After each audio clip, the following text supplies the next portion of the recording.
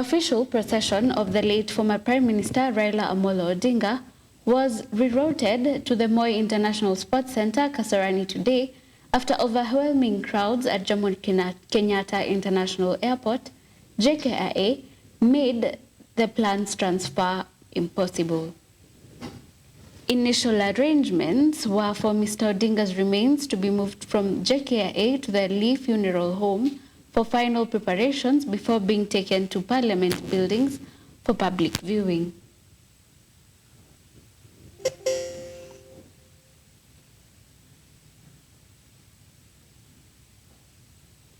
And on to our next news.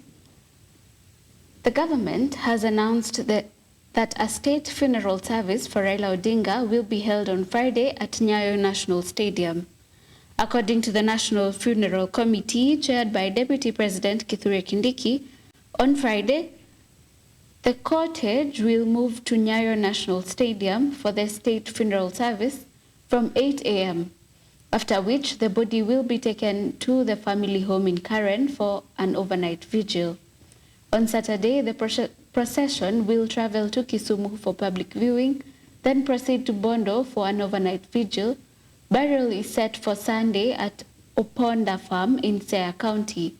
The committee said the program aligns with Odinga's wish to be buried within 72 hours.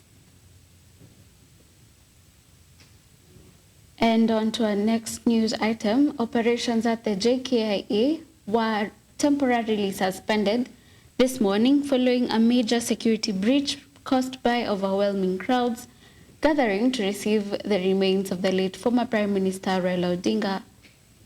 The Kenya Civil Aviation Authority, KCAA, confirmed the closure, stating that a large number of mourners gained access to restricted areas of the airport, creating an quote-unquote ongoing security situation. In a public notice, the authority announced that precautionary closure was implemented to allow security teams to restore order and ensure the safety of all airport users and operations. And moving on, hundreds of Orange Democratic Movement ODM supporters took to the streets of Mombasa today in a peaceful procession to honor the late Prime Minister Raila Amolo Odinga, who recently passed away in India at the age of 80 while undergoing treatment.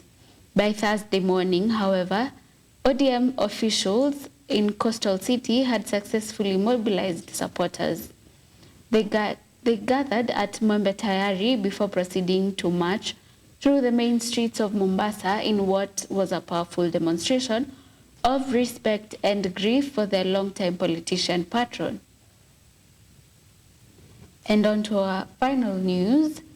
The Teacher Service Commission, TSC, has announced immediate rescheduling of all promotional interviews originally slated for Friday, October 17th, 2025.